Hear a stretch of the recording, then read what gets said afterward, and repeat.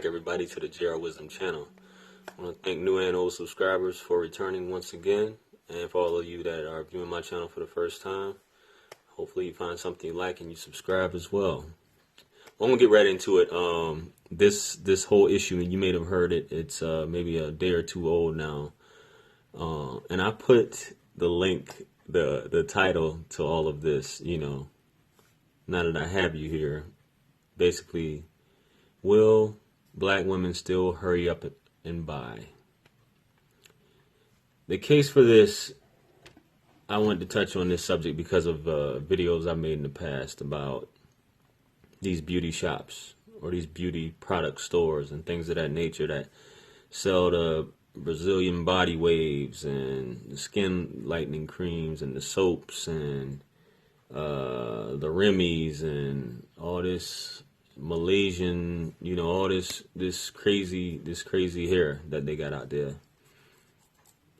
But as of recently, we just had this issue come up. It happened in Charlotte, where this woman was stopped by the store owner. His name is Sung Ho Lim. He's either Chinese or Korean, and she's accused of stealing eyelashes. So there's two different stories based upon this. One is where she tried to walk out and the alarm went off, and he attempted to stop her, and she basically refused, and a scuffle happened from there. Another one where it was, I guess he saw her stealing eyelashes and stopped her and asked her to check the bag, and supposedly she said yes or whatever. Then a scuffle broke out. But based on the cell phone footage, and I'll have the link in the description where y'all can see the video if you haven't seen it yet, you basically see, I guess, after the point where it takes over, where they're getting into a scuffle and he kicks her and things of that nature. He kicks her, tackles her, slams her on the ground, and, subdues her in a chokehold, So, the thing about this, right, and obviously there's an outrage because this is on video. When there's a video involved, it's going to circulate nationwide, and there's going to be things, said based upon the footage.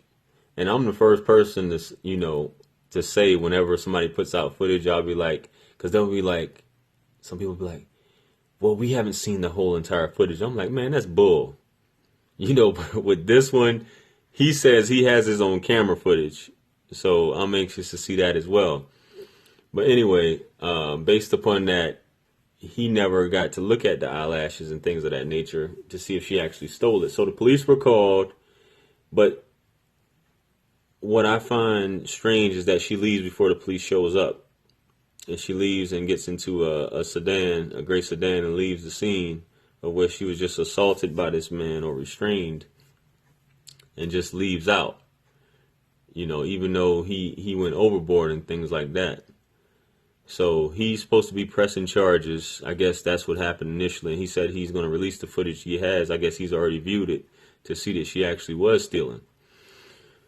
So with this coming on, basically the Nation of Islam got involved and the NAACP got involved. They were in his establishment. They got videos of that.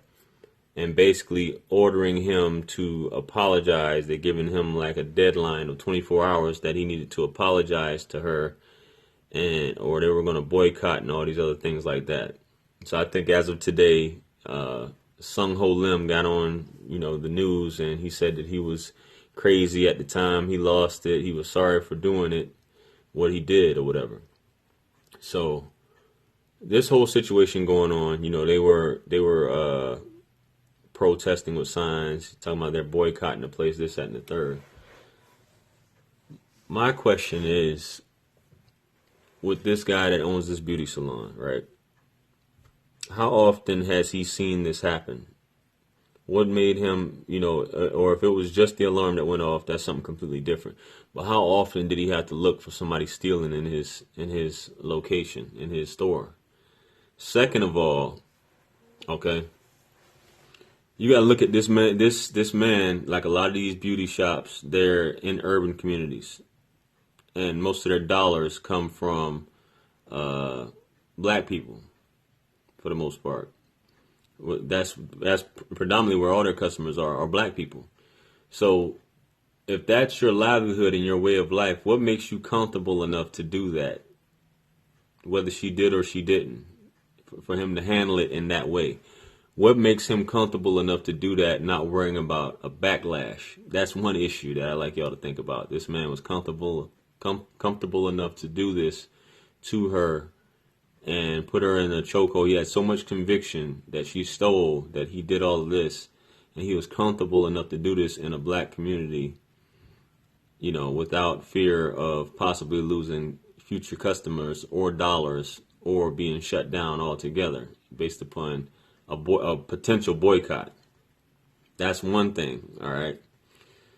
So my next thing is, okay, he's got all of this going.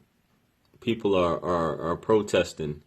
Like I said, the Nation of Islam, NAACP, walked right in his establishment, obviously with his permission. But would they have done that to a white establishment or someone of another ethnicity or race? Would they have done the same thing? Is my question. You know, would they have gone as far as doing that? And my next thing is, as a black store owner, if that was your store, what would you do? And like I said, I like to be objective. What would you do if you caught someone stealing in your store? How would you handle it? That's the next thing. So with all that in mind, I would like to ask, right? They're calling for this boycott. After this boycott or whatever, will black people still return to the store? That's my question. Or are there still people shopping there? Even with all this going on, all the signs, are there still people shopping there? Because I don't want to say it's a necessity, but the things that are in this store, even though this is Charlotte, it's a metropolitan area, it's the convenience of the location may be convenient based upon the area that they're in and where they don't want to go anywhere else. So is it that important to some people to actually boycott it or to just continue to buy their products there? My thing is, in my opinion, that boycott's not going to be effective. People are still going to shop there. That's just the way it is. Beauty shops like this around the United States, they exploit the self-esteem. This is my opinion. Exploit the self-esteem of black women by putting these stores in urban locations where they know they're going to have a never-ending supply of cash flow that's coming in. And as you heard with many of these people who come in, immigrants, so to speak, the money isn't being generated back into the community. It's being taken elsewhere. So you have to look at the power of the dollar. This industry, you know, this beauty item, beauty, you know, product industry is a $15 billion empire. And that's just one part of it where you have people raking in this kind of money in urban communities, you know, and a lot of these stores are being put up with no issues. Not to say that there aren't black owners who own beauty supply stores, but more often than not, it's a Southeast Asian or a East Asian that owns the store, you know. So I just think with this coming out like this, all this protests and things like that, it's just a temporary emotional outcry. I think people might forget about it by next week. You know, in the Charlotte area, they're still going to go back there shopping. The weekend's coming up. Instead of going all the way, I don't want to say cross town or going a few more miles. Why go a few more miles when I can just go back here? You know, many people will just be dismissing me like, okay, it didn't happen to me. It didn't happen to me, so, you know, I'm still going to go to Sung's beauty supply and get my stuff. You know, that's the way I see it. You know, I just think that's just the nature. That's just the nature of it, and that there needs to be a paradigm shift, so to speak, as far as the perception of beauty in the black community, where everything, and I wish it would, everything would just go back to natural. Everyone would just go back to natural and not invest in these things that you may feel is needed, or the word I keep hearing is, well, we need to put this in our hair for a protective style. Protective style. You protecting your hair from what? The ancestors were protective style, as I keep hearing, but what are you protecting your hair from? God didn't make a mistake.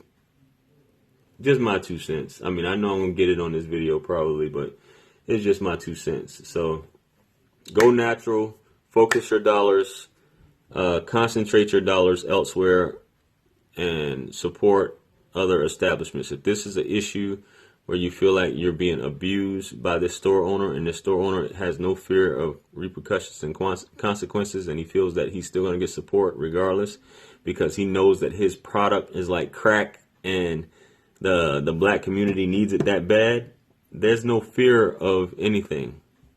When he knows he's selling crack, he knows he's selling crack out of the store. $15 billion business. So that's my thoughts on it. By all means, like the video, or you can dislike the video, but I would really appreciate it if you like the video at this time. Share it, sub if you haven't yet. I would appreciate it. Hopefully you guys will find some cool stuff that you may like. I'm gonna attach some other videos in here as well, so you guys can check them out. And follow me on social media. Check me out on Amazon. And throw a couple coins in the well of wisdom. The content is going to keep coming, all right? So don't forget, anything lost can be found again except for time wasted. And if you got any topics you'd like me to discuss, comment in the comment section, or either you can email me, and that link is also in the description. So I'll catch you guys on the next video. Peace.